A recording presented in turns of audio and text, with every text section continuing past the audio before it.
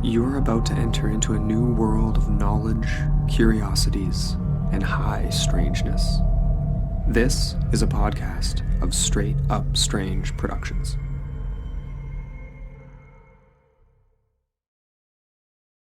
Tonight, stories from a lost tome. I'll explain, I'll get into it, as I discuss Villisca, Iowa, and Elk Creek, Wisconsin. All that and more on Small Town Secrets.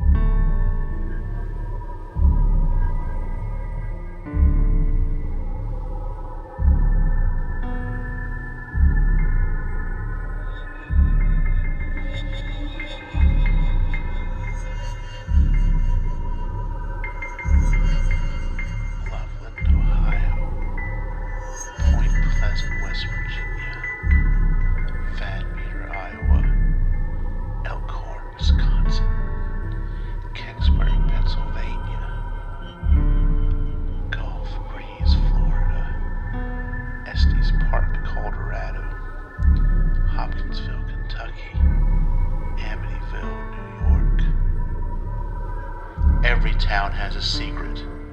What is yours?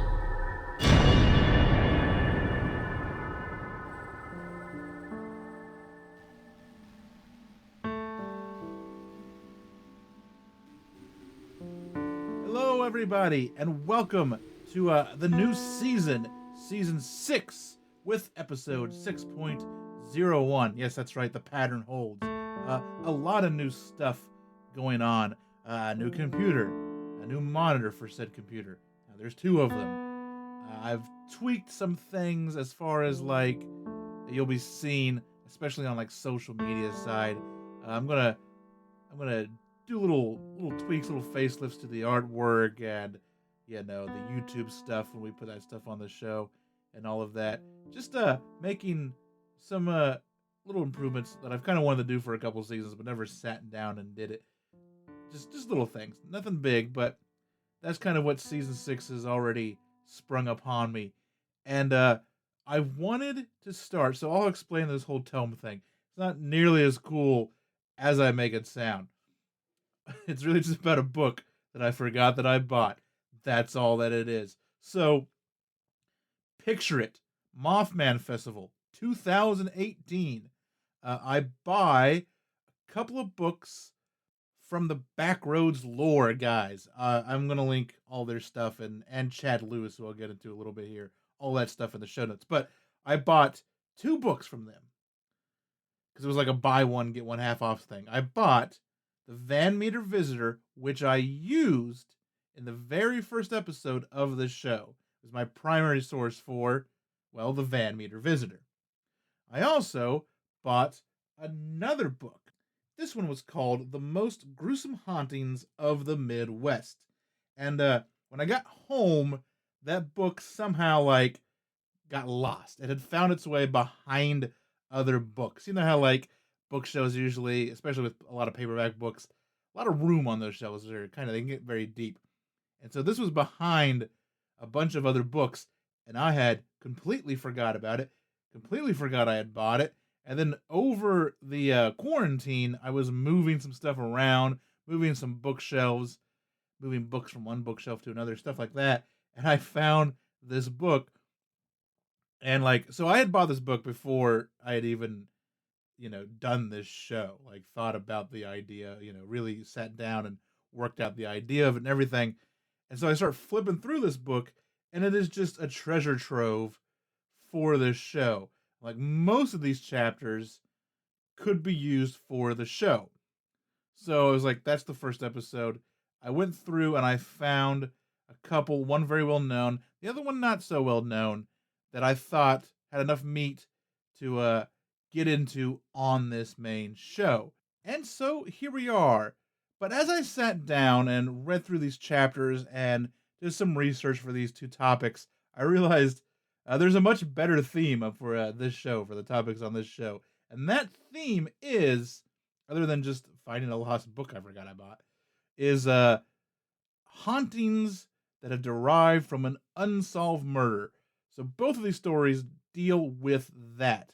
Of course, there is the Villisca Axe Murder House that probably many have heard about, but I really wanted to do it on this show. It's one of those other places that I really want to get to one day. And then I want to talk about the Elk Creek Damn in Elk Creek, Wisconsin, and the haunting that seems to be around that area and is most likely, or at least in many people's eyes, linked to an unsolved murder that happened in 1974. So those are the two topics, the two towns for tonight for this first episode. And then, of course, we'll have some news. And then I have an interview with Garrett Kelly and Jeremy Puma, the guys behind the Liminal Map, or the Liminal Earth project, which is an awesome project where you can go, it's a website where you can go, you can submit your own sighting, your own story, and they will vet it and put it on the Liminal Map for everyone to see. They are just kind of cataloging and displaying all of these strange and weird tales. So we get into that. We get into some strange and weird tales of their own and some of their favorites. And just, it was a great conversation. It was a fun, laid back conversation. Probably about 45 minutes or so. So just one of the best ones I think I've ever had. One of the, it just felt like a conversation. It didn't feel like an interview. So that is coming up in the Your Small Town Secrets section. So I think that's all I've got for the beginning of season 6. So let's just get into the rest of the show. Now, from Edward October comes a completely new kind of retro horror experience. A journey into the bizarre and horrifying world where nightmare and nostalgia coexist. October Pod.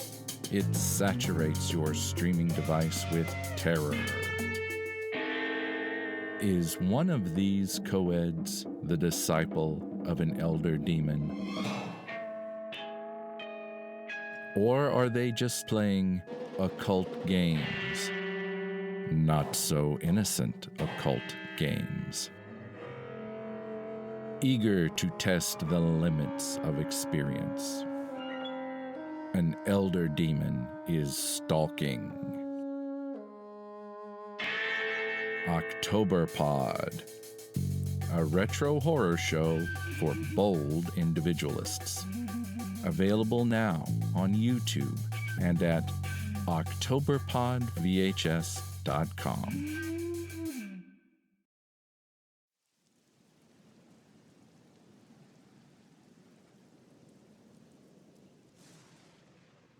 Before we get into tonight's topics, I want to take a minute and let you know that there is so much more small town secrets to enjoy. Check out the Patreon. There are $1, $2, and $3 tiers of support with stuff like a shout out on the main show, exclusive buttons and stickers, MP3s to the music I create, also an ad/promo free version of the main show, as well as STS Backroads, the Patreon-only podcast that comes out in the off weeks, which means you'll get content every week, all in your own RSS feed. There is all of this and more. To sign up, go to patreon.com/STScast or STScast.com and click on the support tab. And now, on with tonight's episode. So before I get into Villisca and the Villisca Axe Murder House, I just want to mention that this book was written by Chad Lewis, who is also a paranormal investigator. I just want to let everyone know that, because I will be mentioning his name a couple of times, especially in the second part when we talk about the Elk Creek Damn, because that was his that was a big investigation for him. So a lot of the information that I have about it derives from his experiences in the book and what he found out investigating himself. So I just wanted to preface that before we get into it. But let's start tonight's episode with the Villisca Axe Murder House. The small town of Villisca, Iowa, population 1,252, lies in the southwest of Iowa in Montgomery County. And this small and sleepy place is known across the country for one thing. It is known for the Villisca Axe Murder House.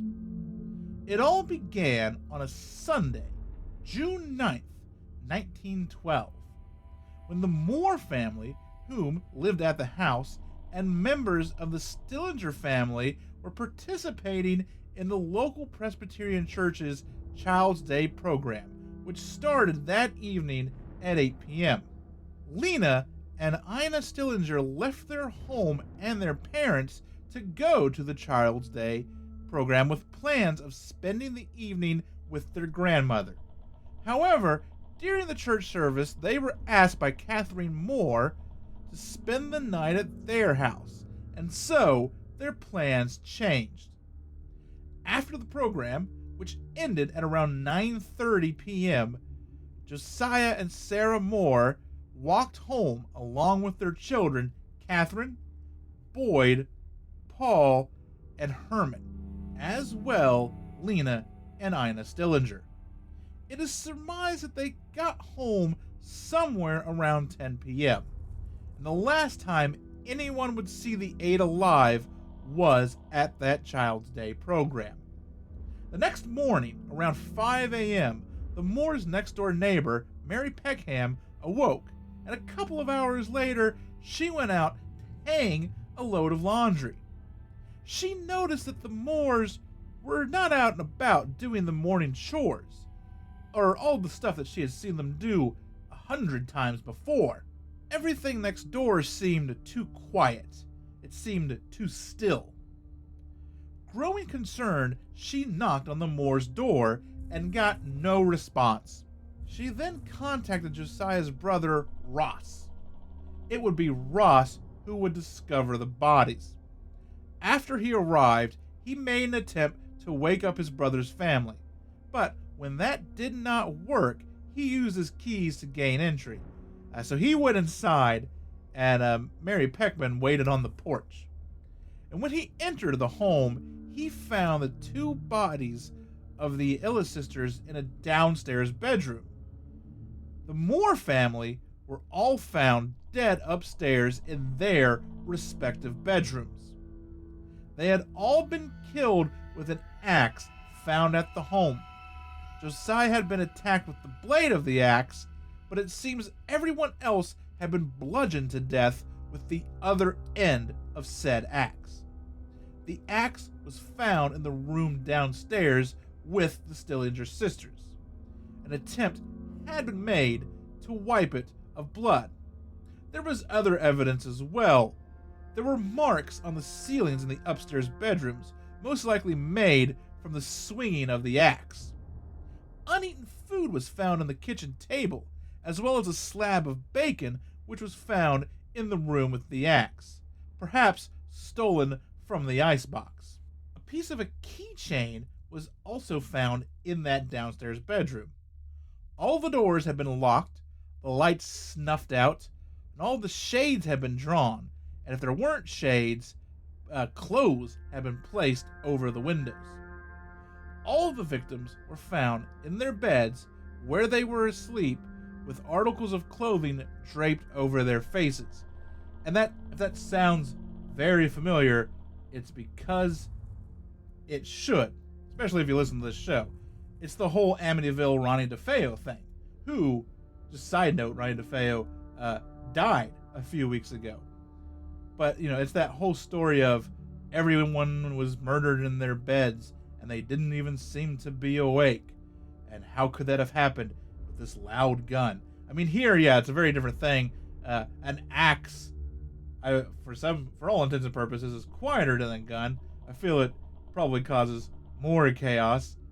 But, I don't know, I suppose you could have bludgeoned all these people to death and then just rearrange the bodies, put them back wherever, and, drape stuff over their face.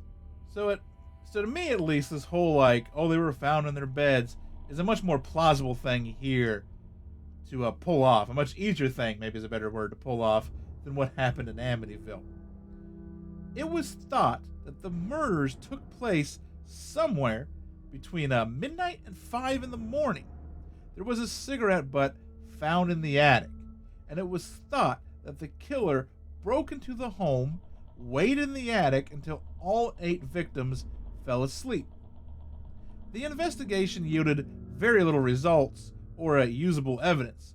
This being 1912, it's not like there were a lot of cameras around the house.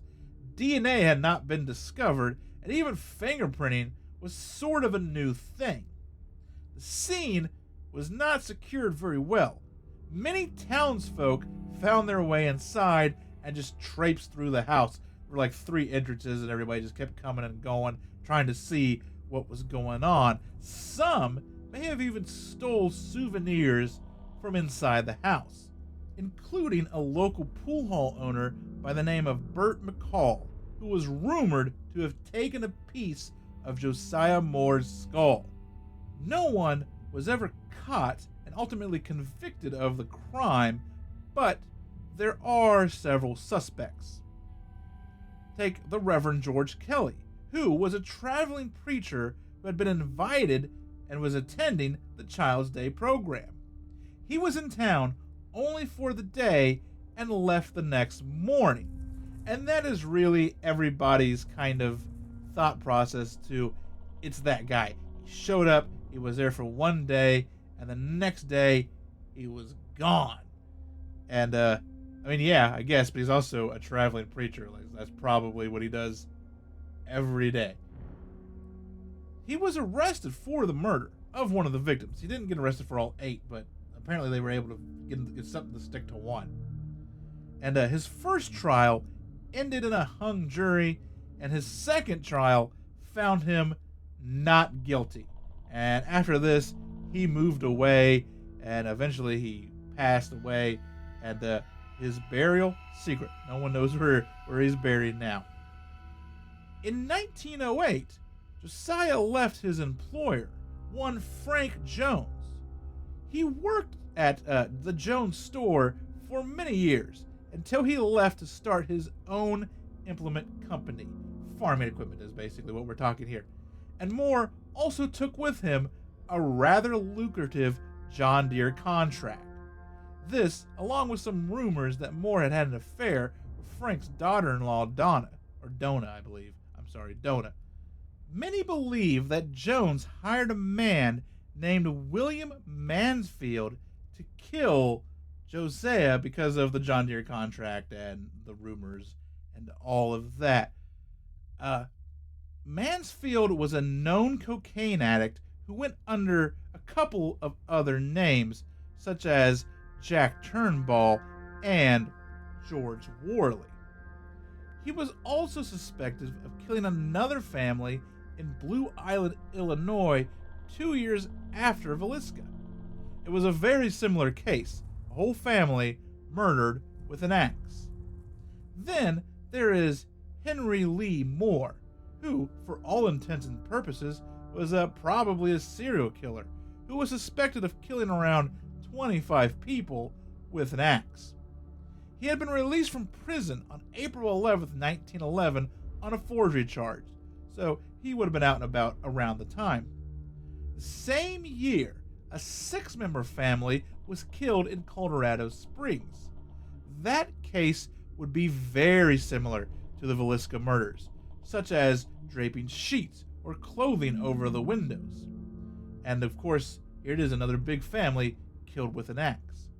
Henry Lee Moore was suspected in both cases, and he would be convicted of killing a mother and grandmother, but was never charged in connection with Villisca. Over the years, the house has acquired a rather haunting reputation. In modern times, it has become a hotspot for paranormal investigators. EVPs have been caught, furniture has been seen moving, and even the shadowy figure of a man, sometimes with an axe, has been seen stalking around the house. And that is one of the more interesting things that you'll hear about it. People will give, of course, accounts of seeing children, maybe the parents and all of that, but it seems a lot of the activity seems to be something that is mimicking or tying itself to the murder and not so much the victims. There are, however, a couple of investigators who have had a much more frightening experience in the house. Take the tale of Buck Lorson, who got for his birthday a overnight investigation of the house. He decided to recreate one of the crime scenes. He laid down on one of the beds with a knife on his chest. He didn't have an axe. And for some reason, he started to provoke. This was not a good idea, as he did get a reaction, but not nearly the reaction he was expecting. He saw a gigantic orb emerge from a nearby closet. And I'm not a big orb fan, but he kind of describes this thing as being like big, like softball size, I would almost assume. So I'll give him a little leeway on this. The next thing he remembers is coming to with the knife sticking out of his shoulder. One of his family members removed the knife from his arm, and he was taken to the hospital. And Buck's mother also captured a now destroyed EVP that seemed to say, "Don't worry about Buck, we'll get him." And then there is paranormal investigator John Worley, who caught another disturbing EVP. This one seems to call him out by name as well. It says, "Just kill John Worley." And so I want to stop right here. Both of these tales, both of these stories, you can see these guys tell it in Kindred Spirits, Season 3, Episode 9. And I highly suggest, that's a great show. If you have Discovery Plus or whatever, and can get that episode, go back and watch that. Season 3, Episode 9. The episode is literally titled The Villisca Axe Murder House, so they don't bury the lead at all. And you can watch these guys both tell their stories, and you can see like just how much it scared them. Like, one guy doesn't want to go back, and Buck very reluctantly goes back and helps them out. But they went through something. You can see it in that episode. And I noticed a couple of things when I started looking into this, and maybe you've noticed it too. I've used the name Worley twice. We've got John Worley, who is an investigator, and then we have Mansfield, who sometimes went under the name George Worley. And so that was the first little like weird name synchronicity I found, and I actually kind of tweeted that out earlier today, actually, to Amy Bruni and Adam Berry, who are the stars of Kindred Spirits, asking if they had noticed that, knowing full well in the back of my mind that they probably did. Like, they do massive amounts of research. And it wasn't only a couple minutes later when Adam got back to me, and this is what he said. It was like, he said, "There is so much more to what you're saying. It's a long story. We never stop researching sometimes. Amy Bruni and I did indeed know about that, and we need to go back. Just kill George Worley? ? Maybe. We gotta go back." So yeah, now like the whole thing is like, the EVP say George Worley, or did the EVP say John Worley?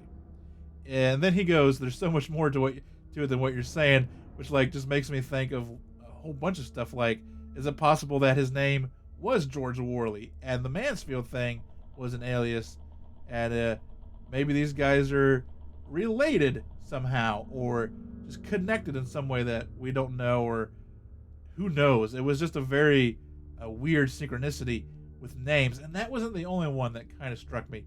And I bet other people have noticed it too. I talk about a serial killer named Henry Lee Moore. And if you know anything about serial killers or true crime, you're probably aware of Henry Lee Lucas, who was a serial killer that traipsed around the country in the 70s, and a notorious liar. He probably killed some people, but he didn't kill, I'm sure he probably didn't kill the hundreds of people that he claims that he did. But his name, Henry Lee Lucas, Henry Lee Moore. And then you've got Moore, which is also the last name of the family who owned the house. Just weird name stuff all over the place, all of which I found very interesting. Today, you can book a tour or even stay the night at the infamous Axe Murder House, if you think that you can stand it. Elk Creek is an unincorporated community which is actually located in the town of Hale, a very small town with a population of 988. And other than the fishing, there isn't much to do in Elk Creek, Wisconsin, but the old Elk Creek Damn is another story.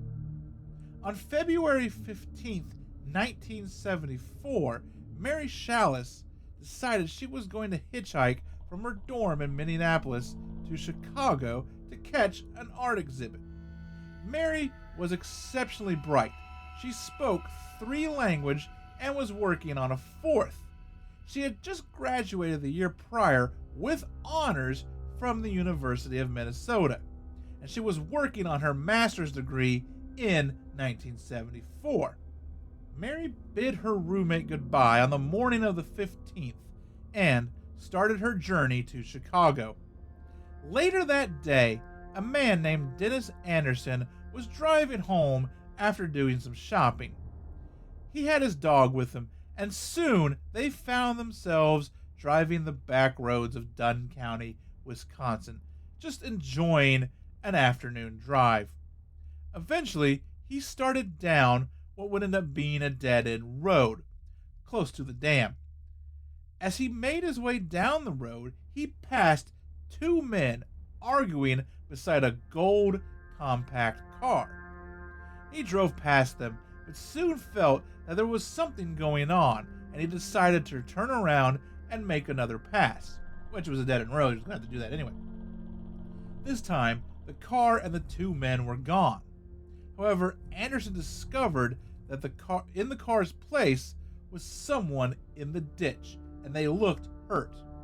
He hurried home, dropped off his dog, and told his wife what had happened. And then Anderson and his neighbor, Dan Murphy, returned to help the person on the side of the road. When they arrived, they were too late. The person on the side of the road was Mary Chalice, and she was dead. She had around 20 stab wounds all over her body with some sort of thin blade. The police found very little at the crime scene. There were some tire tracks in the snow, and they tried to take impressions, but the snow made it next to impossible. They also found a stocking cap with some hairs on it, but they were never able to match the hairs to anyone. In recent years, however, DNA has linked a man named Randall Woodfield to the scene. He is currently serving a 90-year sentence for another murder and has not confessed or been convicted of Mary's murder. In fact, he hasn't confessed to the other one, but he was convicted of that one. And her murder remains unsolved. Since then, many have reported seeing a woman with brown hair walking down the road, only to disappear when she is approached. Sometimes the apparition of a woman is seen around the remains of the old Elk Creek Damn. And I put a picture in the show notes. It is really kind of this creepy, just tall building looking thing because the dam is pretty much gone. The woman appears as a white apparition, many times associated with an unexplained fog or mist. The dam is close to where Mary's body was found. The strange happenings around the dam were popularized by paranormal investigator Chad Lewis, who got a phone call sometime in the late 1990s. The person on the other end recounted a story of him and his friend fishing one night at the dam. One of the fishermen sensed something was off, as the two fished and talked the night away. He looked over his shoulder to see a woman in white glowing in the night. The other man also knew that she was there, but he wasn't about to turn around. Eventually, both got up to nerve to have a look, and at that point, she was gone. Lewis and a college friend named Aaron decided to go and investigate the incident, as the dam was only 10 miles or so from where they lived at the time. One of the fishermen led them down the rocky hill to the site by the shore where they saw this woman in white. Chad and Aaron took some pictures and poked around without much happening. The only interesting thing to note was when he and Aaron tried to take a picture of the same thing at the same time, just from different angles. For whatever reason, Aaron's camera simply would not work. It worked fine before and after, but during this dual picture experiment, it simply would not comply. This is a film camera, by the way. Later, when they developed the film from Chad's camera, they came across a picture of Aaron attempting to get his camera to work, with a strange mist swirling around him. This mist was not seen at the time. This intrigued Chad, and he went out again, and this time with more investigators. This time, he took a group down with him down to the water, and another group stayed up by the road. While investigating, the team heard a sharp, shrill scream that echoed through the night. It sounded both human and metallic. No one had ever heard anything like it. At first, the team down by the water thought that it had to have been a passing car, but the team up top assured them that it was not. No car had gone by. The noise was heard by everyone, but it wasn't picked up on any audio or video equipment. Over the years, more stories of mist, ghostly hitchhikers, and glowing women in white would come out, and many would attribute them to Mary Chalice, and perhaps rightly so. In 1994, a woman named Virginia, who lived next door to the dam, would often talk of an apparition of a woman matching Mary's description. This woman's spirit would always show up at the same times of day and tap on Virginia's windows, and she would answer to the name Mary. Sadly, Virginia passed away in 1995, but that story remains alive due to her daughter. Elkwood Dam is said to be a good fishing spot, but if you go fishing there, be ready, because you may find more than just fish near those waters. And there you go, those are tonight's stories. I think, like I said, Villisca is very well known, but I don't think the Elk Creek Dam gets a lot of traction now these days. But I think it is a very intriguing story. From the pictures, it looks like a very creepy place. Like I said, it's a dilapidated dam. I don't even think it spans the river anymore. I didn't put this in the story proper, but in Chad Lewis's book, he talks about how someone told him that construction crews, when they go down there to kind of tend to the ruins of the dam or whatever, they have a hard time because their equipment always malfunctions or it just simply doesn't work, much like Aaron's camera. I didn't get a chance really to squeeze that into the notes, but I thought that was a very interesting anecdote as well. But that is the towns for tonight. For this first episode, I'm going to throw in a little intermission, a little music right now, and we'll come back with the local headlines.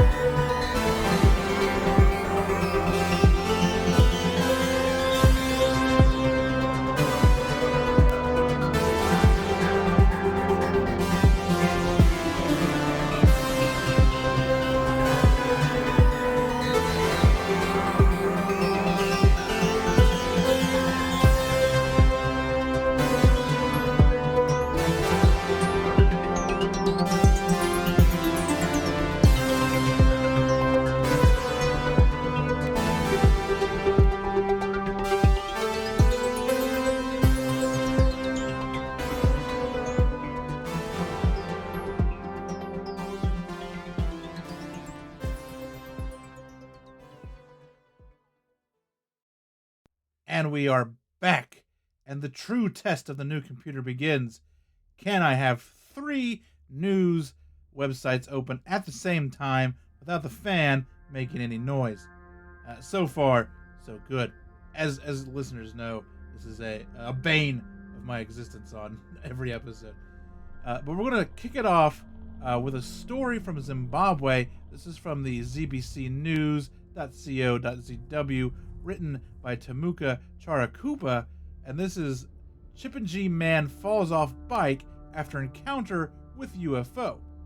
A Chipinge man is recovering in a hospital after falling from a motorcycle, having been scared by an instant flash of light from an alleged unidentified flying object witnessed in parts of Chipinge and, I'm going to try, Shimani on Friday evening.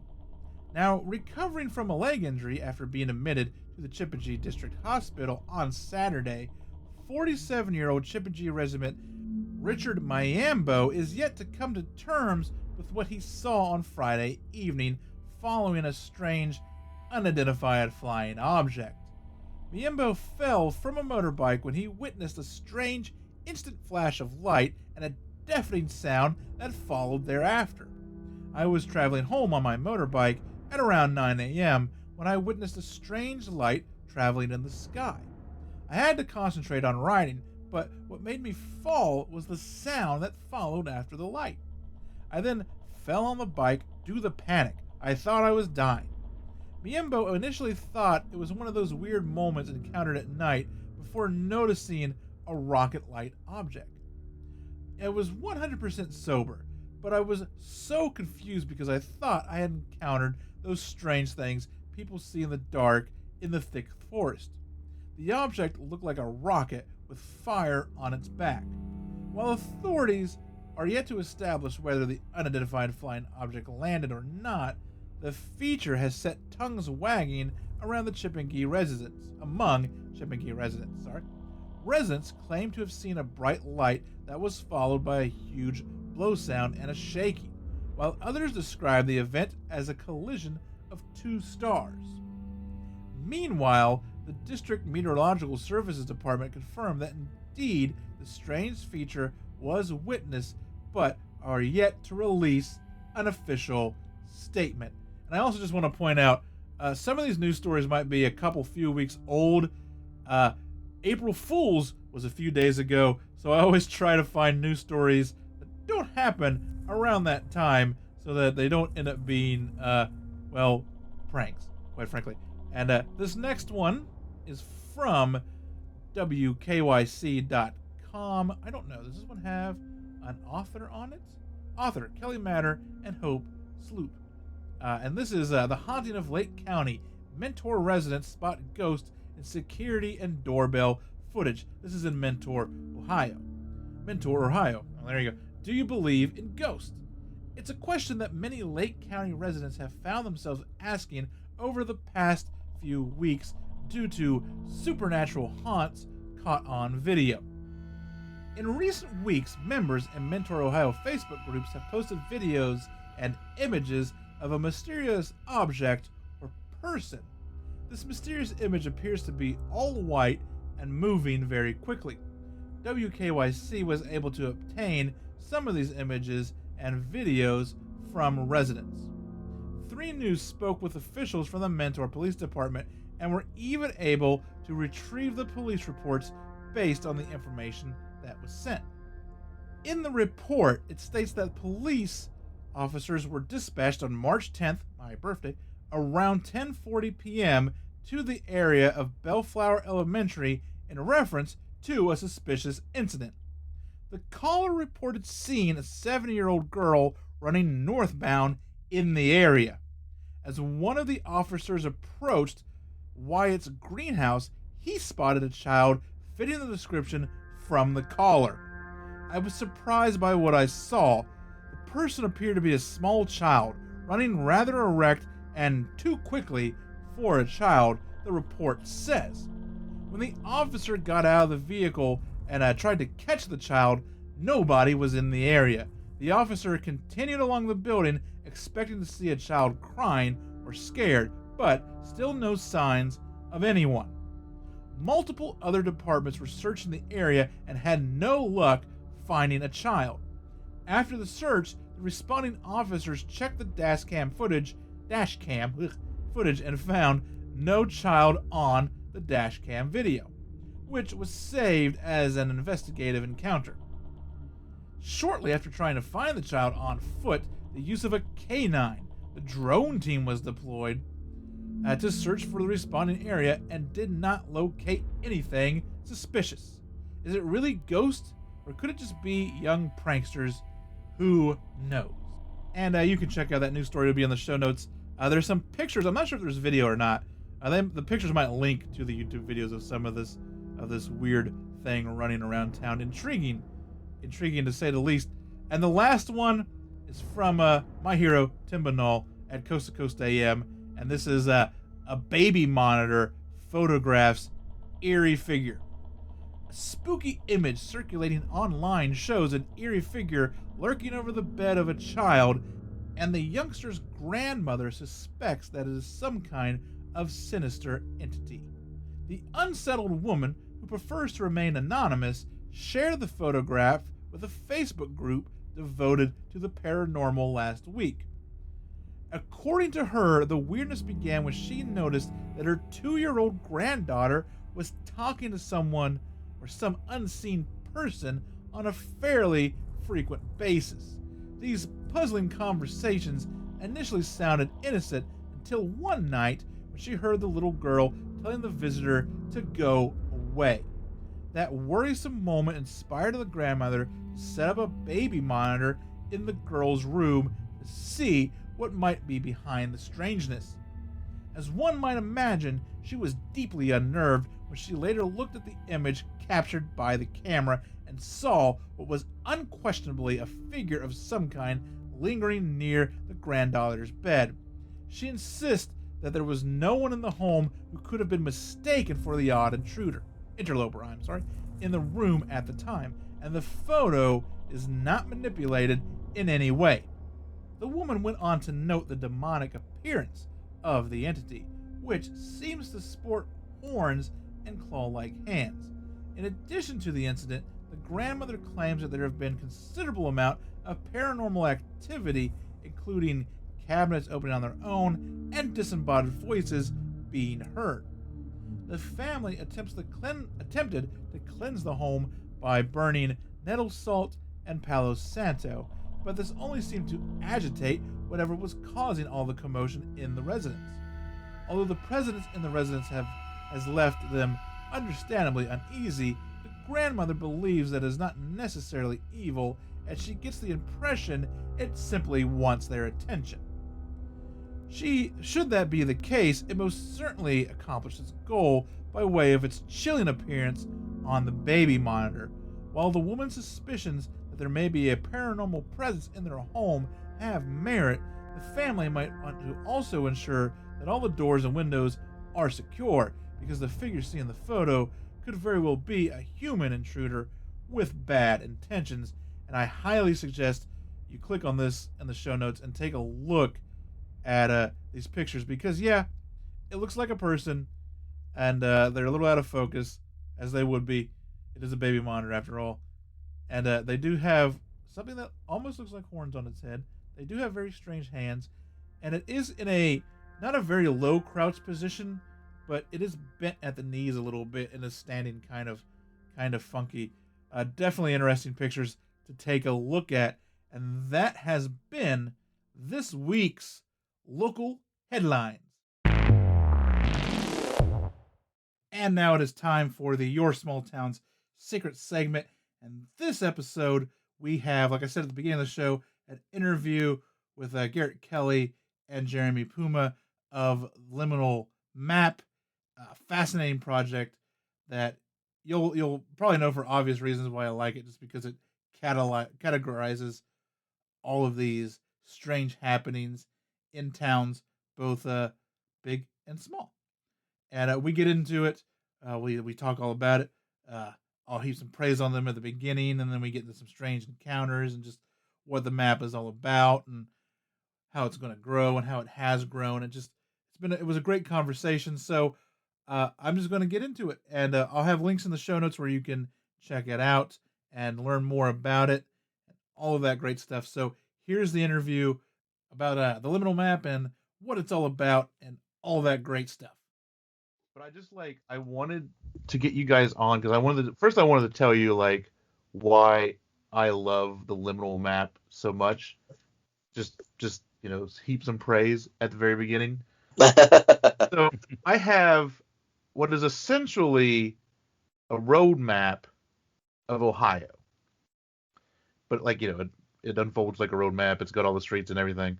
Mm-hmm. But it also has just UFO sightings and Bigfoot sightings and true crime scenes and just all this stuff in it. And I always thought to myself I need this map for every state. Right? Yeah. And with this, it's kind of what is there, and that's why I love it so much. So I guess let's start. Give a quick introduction so we know who is who, and just let everyone know what inspired this project.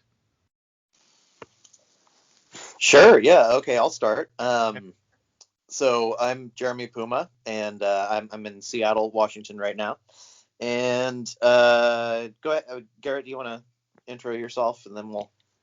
Yeah, I'm Garrett Kelly, and I live in Bremerton, Washington, which is across the water from Seattle. But I had been in Seattle for 15 years. Yeah. Yeah, and so we've been friends for a long time, and we met kind of online during the old days of blogging back in the early 2000s, and have been kind of talking online since. Yes. And I have a blog. I'm sorry. Go ahead. No, yeah, no. Feel free to. I used to have a blog that was very much like a paranormal type of blog, right? Never got a lot of traction, other than some weird UFO guy that would just spam the comment section of every video or every post, whether it has anything to do with UFOs or not. And I can't even get into it anymore. I don't remember any of the junk for it. I can't even find it if I try to search it. But yet somehow, every once in a while, still get a comment. I just got one the other day. It was you have the moderated comment. I'm I haven't posted anything in 10 years. Yeah. Blog. Yes. But yeah, sorry. Go on. No, that's cool. That's totally cool. What was it called? It was called The Paraview. Ah. Yeah, That's cool. I don't know. I wonder if we ran across each other back in those days. I don't know. Never know. I'm trying to think. I got a lot of traction, I remember, with a story that was a sea monster washed up on shore. But then it just turned out to be this guy would just go around and make these sculptures that looked like sea monsters. And that's what it was. But that was my most popular, you know what I mean? My most viral story ever on there. That's funny. Yeah. Our friend, there's a third person that's kind of does stuff with us. He's a shadow. Shadow I don't know partner. What do you call That's those right. guys? A silent partner. Yeah, Mhm. he had in his blog, it was really popular too. It's called Papa Culture, I think was. It changed names a couple times, but Yeah. I remember I found him first because he was just I want to be a cult investigator. How do I do that? And that was his blog. It was really great. Yeah. That's it. But he got really popular. But then he started taking on.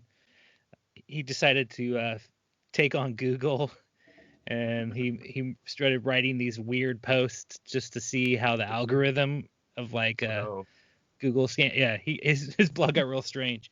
Anyway, yeah.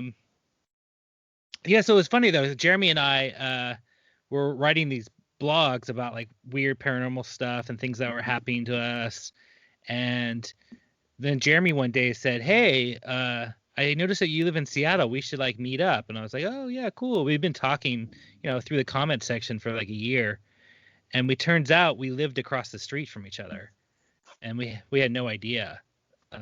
So we just been in our little bedrooms chatting online for that long, and we're literally neighbors.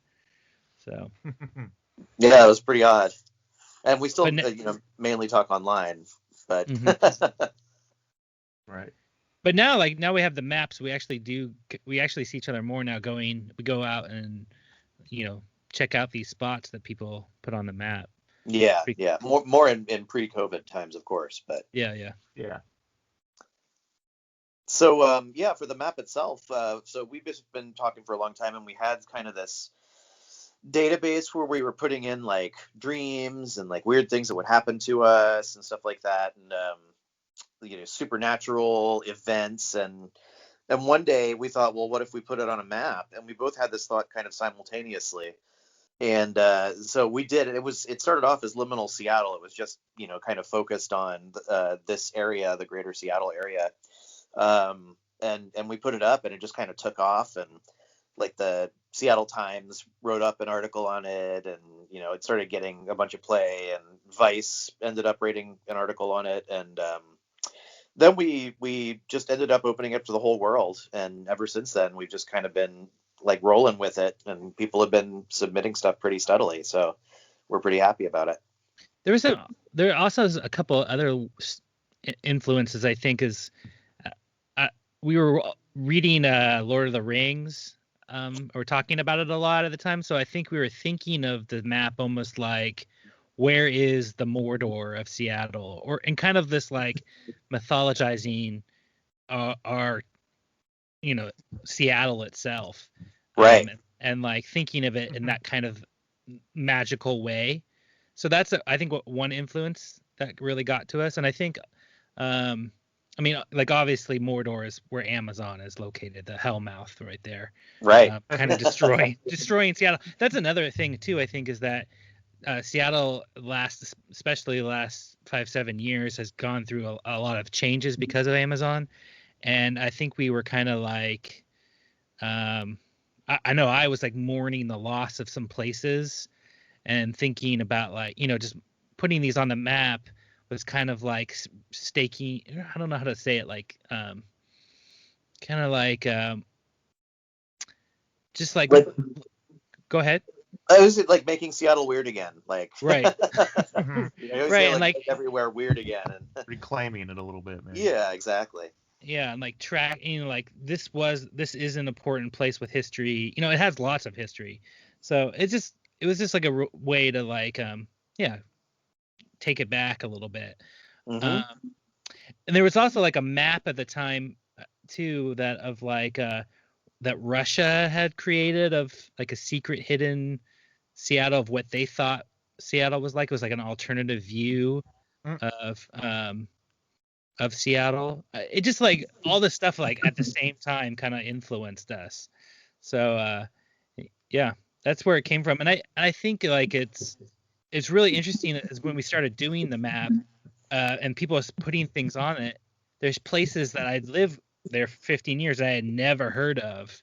Like there's this place called the Wedgwood Rock, which is this giant glacial rock that's just in someone's front yard, like in their lawn. And it's huge, like house-sized huge. Like it's. And so I never heard of this place, and it has lots of like history and kind of like a, like a spiritual feel to it. I think for a long time people have felt that way about it. So it's just such a cool thing to like learn about your town, and like every little corner there's the history around it. Mm-hmm. Okay, so okay, I'm gonna jump ahead because you mentioned the Hellmouth. And I was kind of skimming, like I didn't get a chance to sit down and read everything, just because of the way my day has gone. But what exactly do you like? So I didn't realize it had something to do with Amazon. Is that what the Hellmouth is? Is just like the eating of Seattle by what appears to just be the modern machine? Or I don't know, I guess expand on what that is. I found that very interesting how you brought it up in that one article. Jeremy. Well, it kind of, I mean, so originally when we didn't think that this map was going to get, we thought it was just going to be like something kind of funny that we were going to do with our friends, right? And and so we put some markers on there originally that I don't want to say they're like we wanted to. All right, I should back up. Let me back up by saying we never wanted this map just to be like paranormal stuff.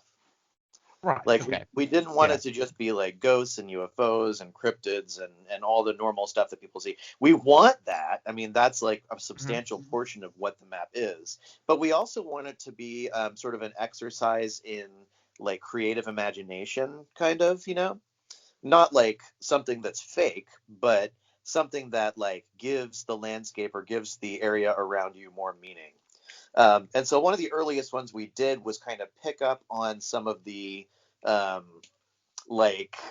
resentment kind of locally that's felt towards Amazon as like this big company that's here and like has done so much to the landscape of Seattle for good or ill, and kind of like make that into something that's more mythological. So this area where Amazon basically used, where they moved in, and it's not just Amazon in this particular area, but they're sort of the main influence. It used to be this kind of cool old area full of like these warehouses and little shops and coffee shops and stuff, and now it's this like sterile,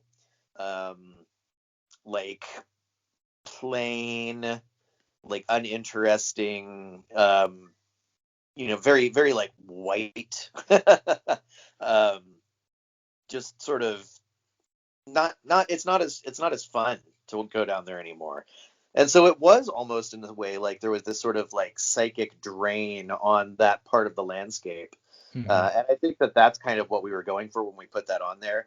And yeah, I mean, admittedly, it was a little tongue in cheek, but but it's on the other hand, for those of us who have lived here for a while, there is actually sort of a, dare I say, like metaphysical difference between what it used to be like and what it's like now when you walk down there.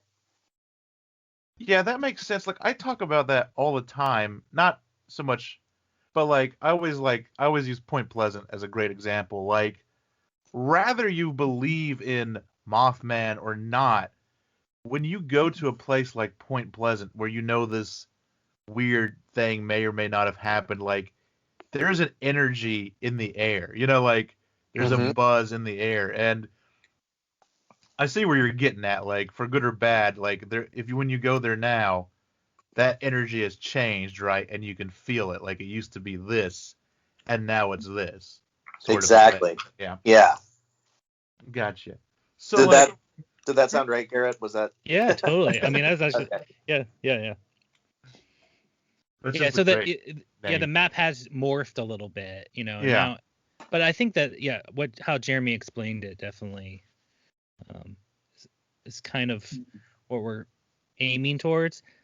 Well, we also like I'm just wondering if this is like the opposite end of that is like Jeremy and I both went like to some fairy villages this weekend. I saw that. Yeah, with the and there's like what's that? Oh yeah, I saw that on, I think it was Instagram a little bit ago, about you posted something about like, don't eat these, they'll make you. Oh yeah. Right. What was it called? It was Skunk cabbage. I cabbage. knew it was cabbage, Yeah, but I can't cabbage. remember what came in front of it. Yeah.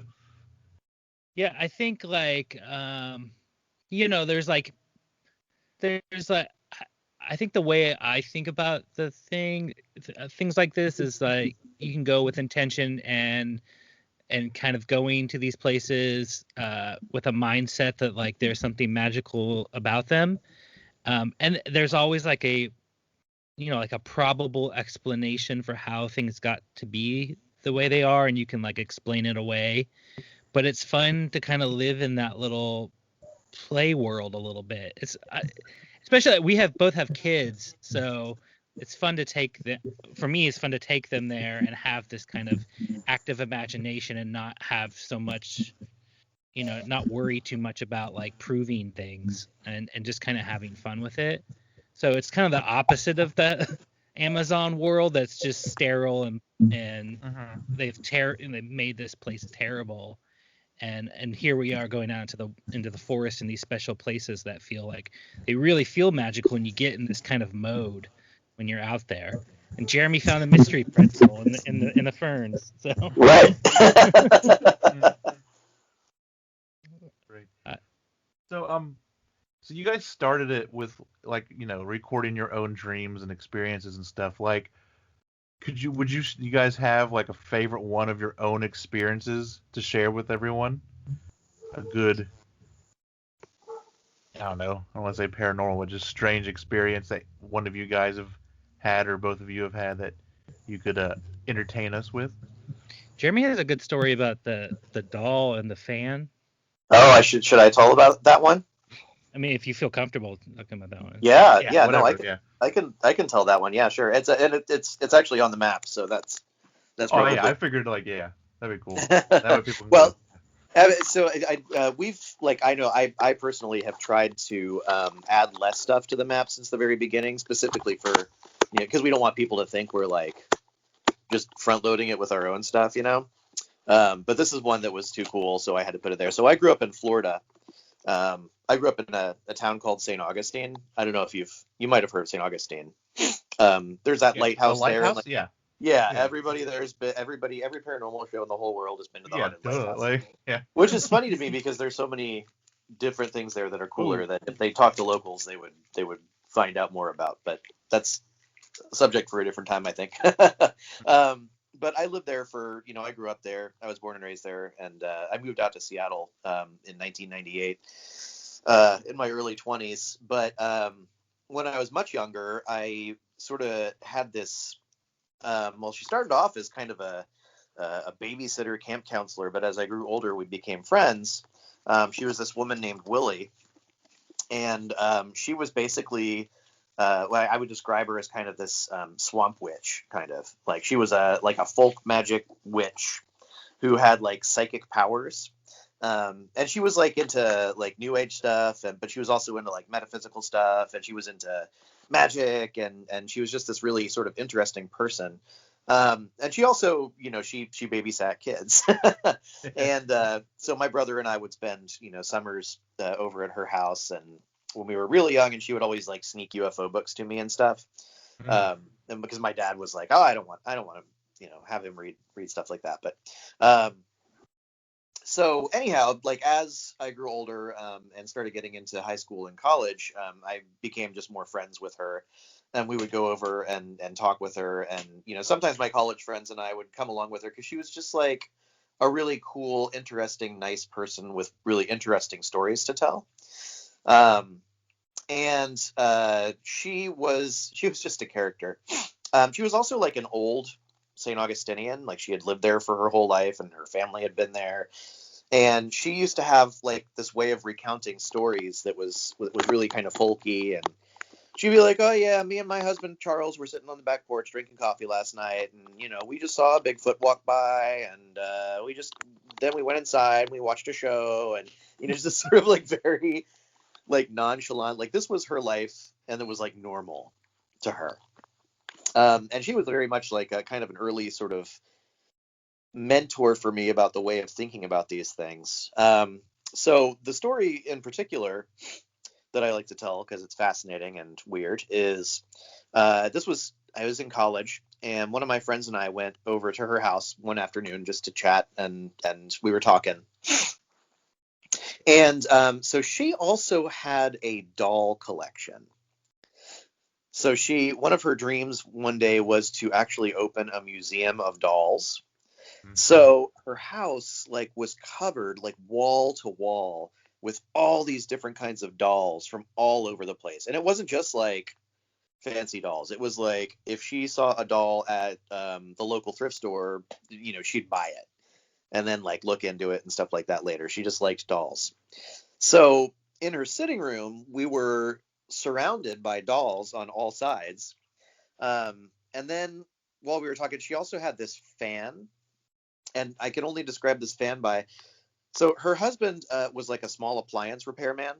So they had a bunch of like old stuff that he would just repair and it would still work. And this was some fan. It must have been like from the 50s or something. It looked like a shop vac, like a cylinder. It just sat there. Oh, okay. Yeah. And then it had this fan inside that spun. And it was just there. It was almost like a swamp cooler. I don't know if you're familiar with a swamp cooler. Yeah. And it would cool off the room. So we were just sitting there, and she was telling us that her mother had recently passed away. I think it was only a week prior or something like that.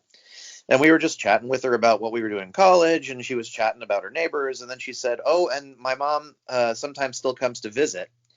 In fact, I think she's here right now." And as soon as she said that, the fan started to spin at like a different rate. I mean, it was in the middle of the floor. Nobody touched it. It was going boom, boom, boom, and then it would go boom, boom, boom, boom, boom, boom. It just started speeding up, right?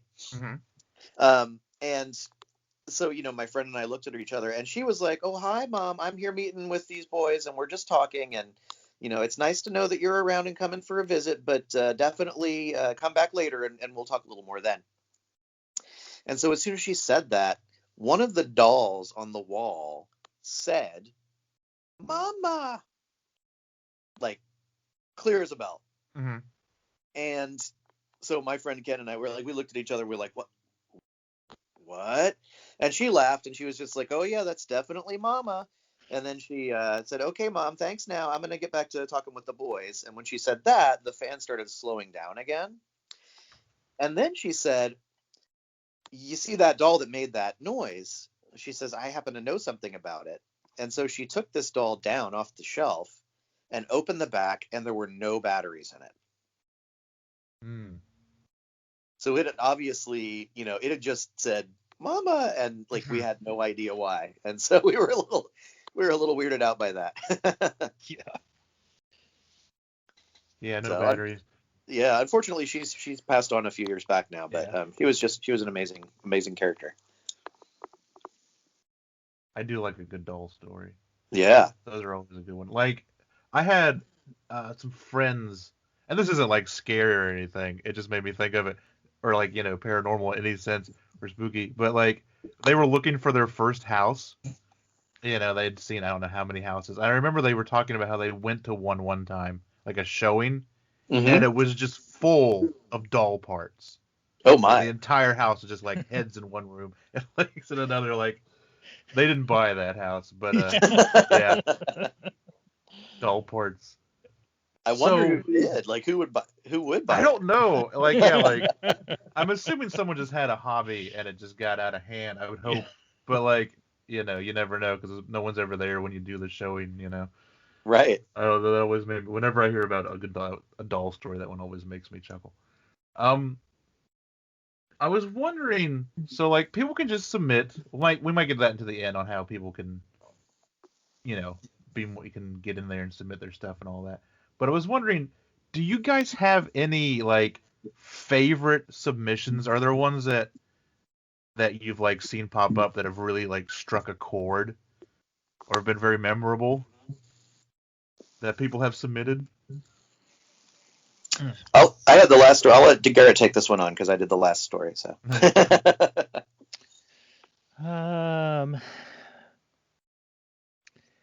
I think like,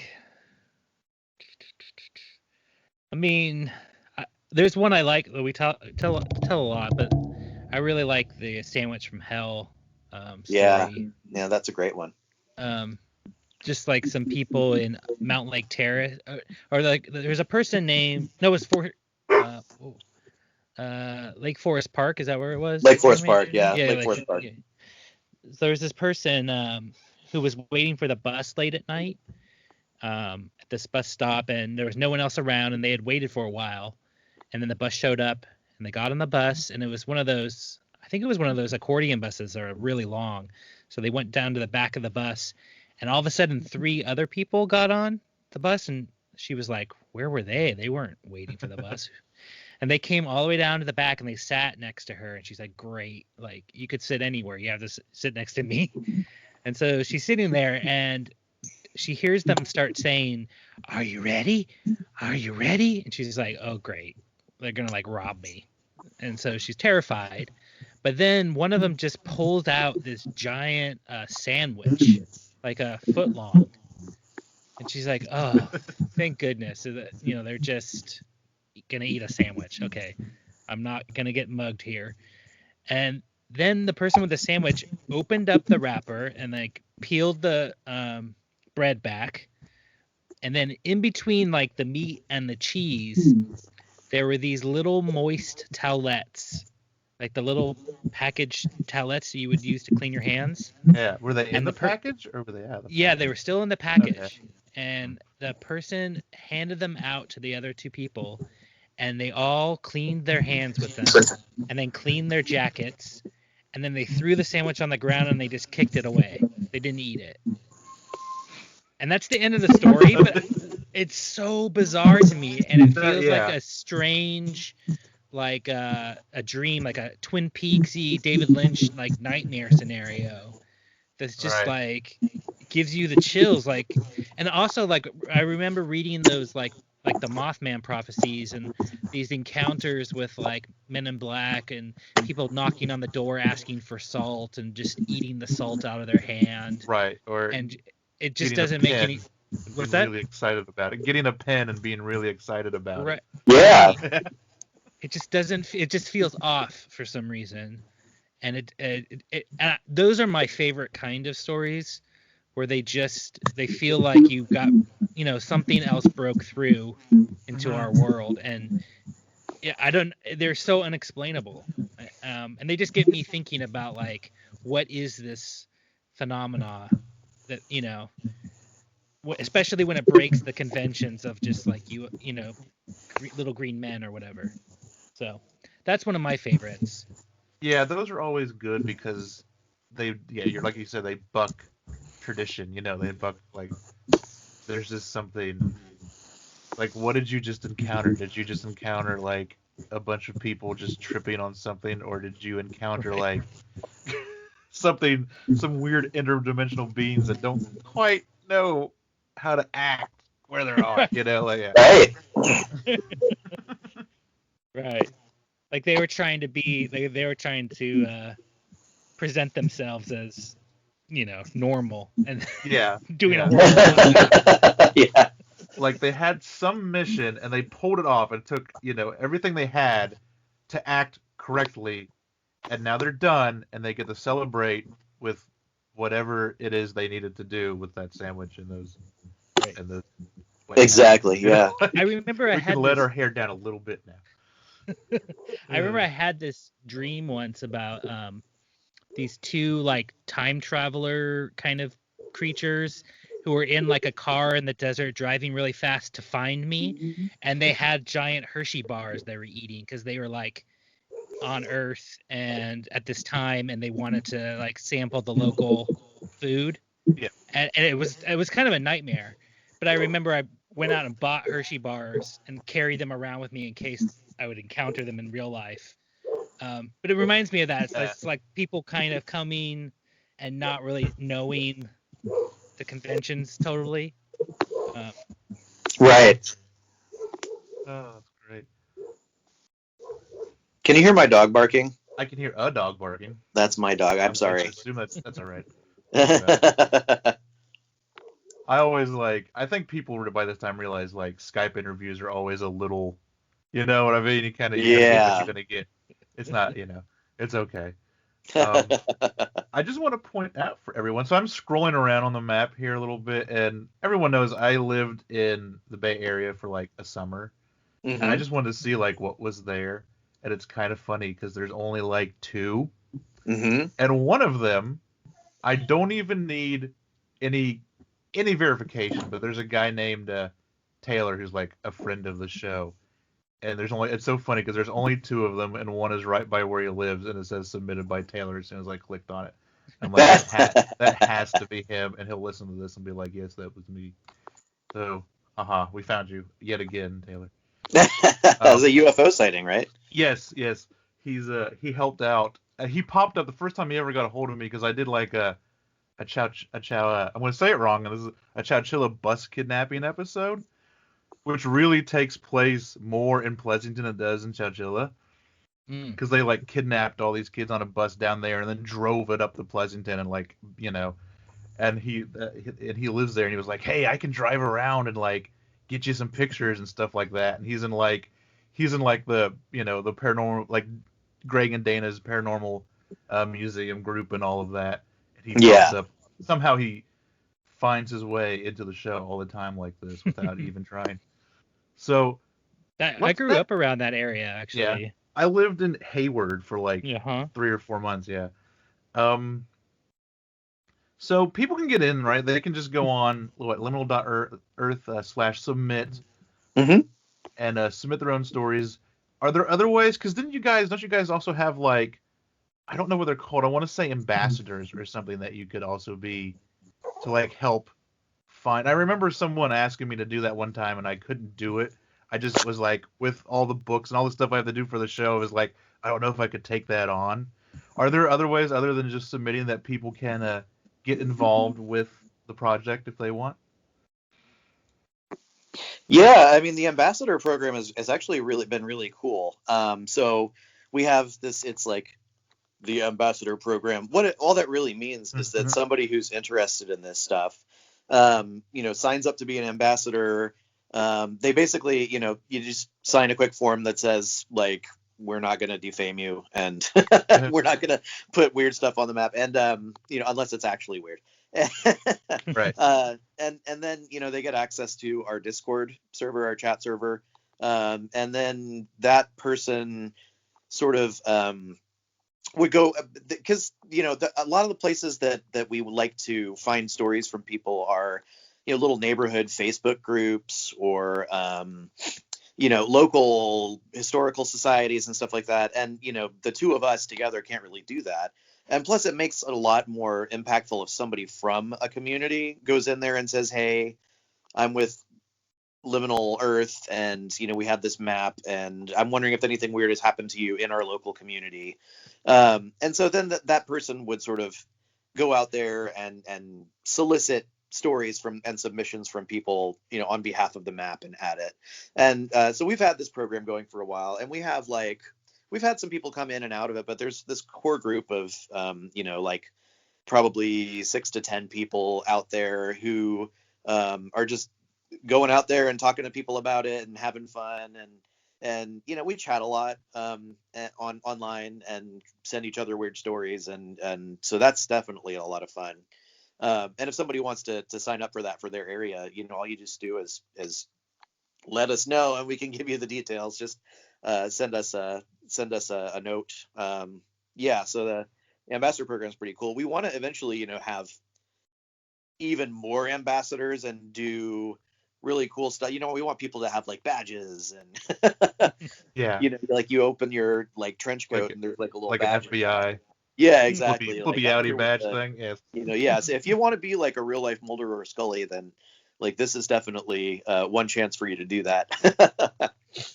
Mhm. Admittedly, things have been a little bit slow, over the past year for obvious reasons. Yes. But we still get, we have some really active ambassadors in like the Massachusetts area, and we got a guy over in the UK who's great, Duncan, who helps us out a lot. And then we also have we've just started giving a couple of our ambassadors the ability to curate stories and actually add them to the map themselves, which has been pretty cool. So that's definitely one way to do it, to work with us if people are interested in doing something more than just submitting. Right, gotcha. I just wanted to make sure I touched on that in case anyone, I remember someone, I can't remember who it was, put something out one time on Twitter about it, and I was like, I wonder if I could, but I just think, with everything I got going on, I don't know, but I'm sure there's a lot of people out there that would like to take you up on that offer. That'd be awesome. Yeah. I need to know about shrimp. I need to understand. I know that you kind of touched on this in other shows, but it seems that shrimp have kind of become your de facto mascot. Like you guys have a podcast too, and when you click on it and it goes anchor to your little podcast page, your artwork is that of a shrimp. And so why don't we can you expand and let everyone know what that is all about? Yeah. So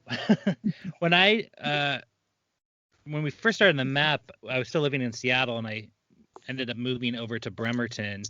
And Jeremy looked up. He was like, "I wonder if there's any strange, cryptids or anything out on the Kitsap Peninsula where I moved." Mhm. And he found this story from strange magazine that came in from I think like the 90s. And it's the story that someone called in and said, and left a voicemail about how back in like 1948, she was down in the basement of this house in Bremerton. Her name was Virginia Staples, and she was doing the laundry, and she explains how the landlord had told her that there was these holes in the walls that went all the way down to the water, because we live near the waterfront. And as she was doing her laundry, she felt like something was behind her.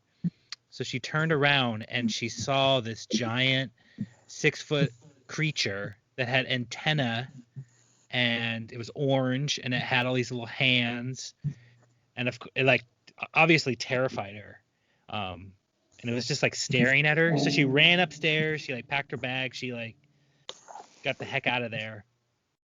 And she moved back to Seattle, and she ended up going to the aquarium there, and she saw a shrimp in the aquarium, and she said, that looks like what I saw, only it was like 6 foot tall. So of course that's all the story that there is, and there's no Right. It's just so bizarre, it's just like this shrimp cryptid. And so when I moved here, I started getting really into like, okay, where was this? She says a street, so I've been like searching for that. Hold on a second. Okay. I ended up like looking up census records to try to find this person, and I found what I think is her daughter and her grandson, and I wrote a letter to her daughter, who's like in her 80s now. And I wrote this letter like, did your mom ever see a giant shrimp? Grandson wrote back to me, but she didn't. And he's like, I don't think my grandma, I don't think that's my grandma. So I think it is, according to my records, but They just don't want to. I don't think they want to be involved in the shrimp. Oh no, it's that grandma shrimp stories again. But like I have a costume and I wear it quite a bit to conventions and around town, and like the paper in Bremerton, like is written about it, and I've even like we have a state senator who lives in town. Her name is Emily Randall, and she actually put a bill in Congress and like a state legislature to make Bigfoot our, the official Washington cryptid. Yeah. And so I've been vaguely remember lobbying something like her that. and Yeah. like sending people to message her saying like what the heck are you doing? You live in Bremerton. You need to champion Shrimpy here. Right. Everyone has a Bigfoot. Yeah, Like, come on. Every state's got a Bigfoot. Not every state has, a 6 foot tall shrimp Right. cryptid. Yeah. Exactly. You have your own, yeah. So like she actually addressed it on her her official Washington congressperson Facebook page about like, well, I'm maybe being swayed here to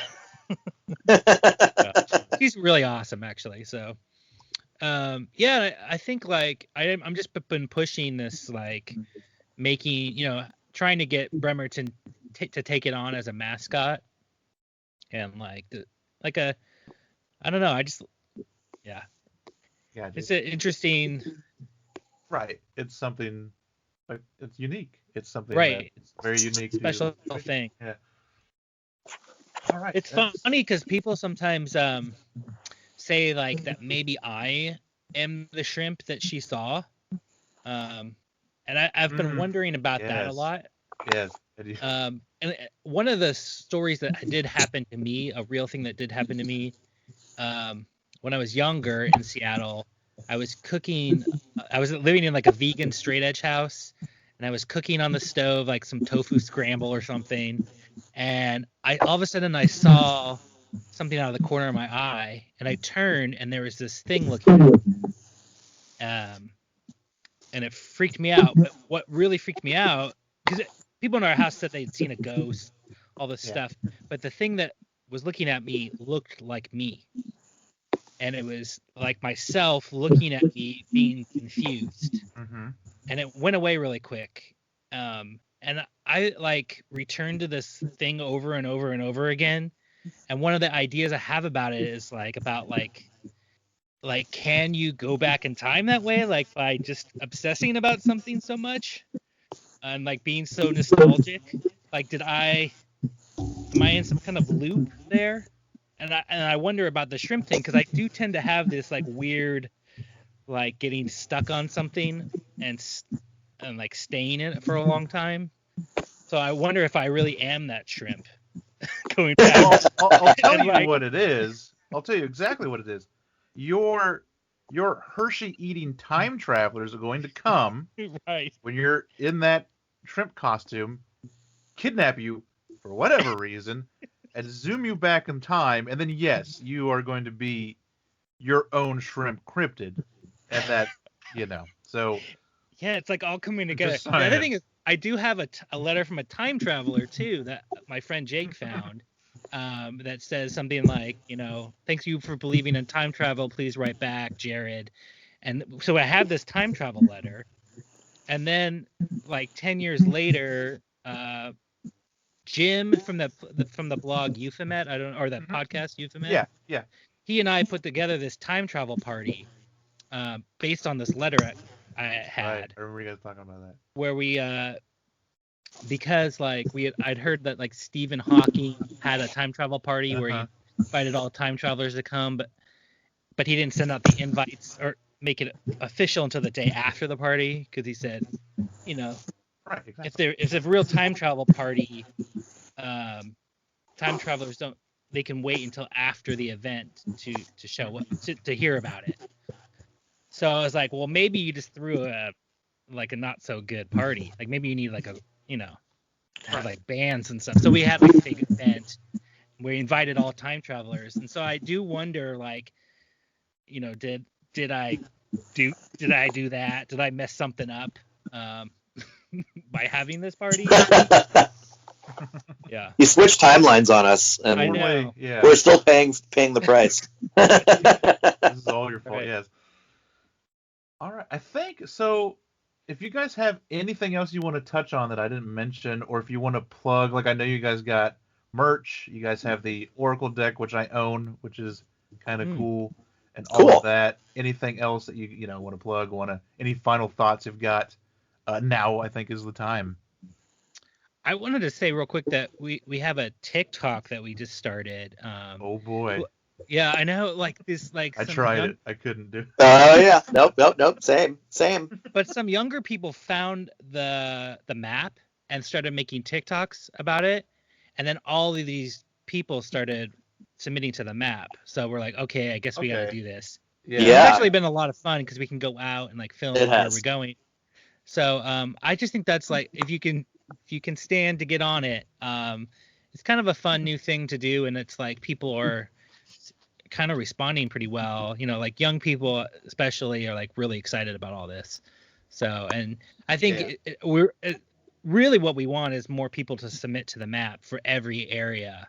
So the Mhm. more we can get out, because like Jeremy said, we can't do it all. We need everyone in their towns to like submit what is going on in their place. So Yeah. that's a avenue for everything. Yeah, definitely. Submissions are really, really, I think, what we're trying to get. Because I mean, like we do have a lot of stuff on the map, which is awesome. I mean, we have, I think, the latest count is somewhere around 800 entries, and we've been getting a lot more. And thanks to TikTok, we've got some in some places that like Australia. I guess there are people who like TikTok a lot in Australia, and so we've gotten a few Australia entries now, and a bunch of other places too. But we Yeah, I really see want to some fill it here up. in, like South Africa. South Africa was in. Yeah, a bunch in like Brazil and stuff. Yeah. Yeah. So we're getting them from around the world, but it would be really cool. So the coolest thing of all would be that if we had a tool that if you are going anywhere in the world and like your Ohio map, if you're going anywhere in the world and you're like, I want to know what kind of interesting things have happened to people in this area, you can like open up this map and there'll be something in your town. And needless to say, we're like light years away from that. I mean, we have whole states. That would be like a really fun app to do. Yeah, absolutely. I mean, and we have some entire states in the I U.S. know a guy who lives in Seattle. He might But there's like Nebraska. We don't have anything from Nebraska yet, or South Dakota. We've only got like one from like West Virginia. I mean, one from West. Yeah. Come on, West Virginia. Do you like, have anything from? Let me look here. From Wyoming. We have one in Wyoming, and we just got it. Right. Yep. And the only town in Wyoming, I bet. Yep. Exactly. Yeah. Which, I mean, there's probably not as many people who live there, so that makes a certain amount of sense. But nonetheless, generating submissions is really what we're hoping for. So, we are not like debunkers. Like, we have no interest in debunking stuff. I mean, if it's an obvious hoax, then we probably won't put it up. If it's like offensive or appropriative, we won't put it up. But beyond that, like, we're not going to get a submission and say, that didn't happen to you. Like, we want to put it up. Like, we honor the experiences people have. So liminal.earth/submit, or just go to Liminal Earth, and after you're done checking out some of the entries, click here to add your story, and form and send it off. And that's really that would be the coolest thing of all, is just to get lots of entries. Agreed. Yeah. Oh, there was something else I was going to ask. I forgot what it was. Oh, I just noticed. I thought this was kind of cool. You guys have like all like the triangles on here too. I just noticed that, like the Bermuda Triangle and like little triangle. Like, what's this little one over here? Or the vortexes and stuff like that on here too. Yeah, we try and get any of that before, guys. Mm-hmm. All right. But we can always add more. So if anybody knows of I was going to say is right. Oh, what's that one? I'll have to go back and see it. There's one that's like that's not on there. That's like the Bridgewater. Yes, that's what I was going to say. Is that what you're thinking of? Yeah. I did 2 episodes on it. I can't remember what it was called. Yeah, that one's supposedly pretty amazing, but we don't have that on there yet because we're waiting for people to submit it. So it's actually makes sense. That would be cheating, wouldn't it? Exactly. Yeah. No. Awesome. All right, so I think I'm good. And like I said, unless there's anything else you guys want to throw in there, we're at almost 50 minutes. So cool. It's not a bad little thing at all, really. Yeah. Awesome. Yeah, thank you so much. Yeah, thank you. It's been fun. And there you have it. That is episode 601 done and in the books. Just a couple of things before we get out of here. If you have an experience, a small town secret to share, there are plenty of ways that you can get it to me. Check out stscast.com. If you scroll down to the bottom of that main page, there's an email form to fill out. That's probably the most organized, quickest way to get it to me. And I'll know exactly that it's supposed to be an experience and all that. And while you're there, check out all the other stuff on the website. Show notes, pictures, merch, other ways you can support the show. Just all sorts of everything Small Town Secrets on stscast.com. You can also find me on the social medias. Twitter, Facebook are both at STScast, and Instagram is at stscast.gram. So you can get a hold of me through there if you just want to engage with me, or if you want to share your experience that way. But there are many ways to do it. There are many ways to get at me, and we can do whatever. You got an article, you want to submit a story that you've written about your encounter, get on and have an interview, or even send in like a pre-recorded thing that I can just throw in the show here. It all works. We'll figure it out. Don't be shy. We love weird stories around here, and want to share as many as we can. Also, if you are on Patreon, this Backroads episode for next week is going to be another tale from the most gruesome hauntings in the Midwest, as we talk about the witch grave in Chesterville, Illinois. A short but sweet one, a very interesting little tale. So that's what you have to look forward if you are on Patreon. So yeah, that's it. Thank you everyone for listening. Thank you everyone for supporting. If you can, please leave a rating and a review on your podcatcher of choice, especially if it's iTunes. And just if you like the show and you know a friend that would also like the show, tell them about it. Everybody that listens can get one other person to listen, and we automatically double the audience of this show. And that's it. So I'm out of here. Until next time, remember, every town has a secret. What is yours?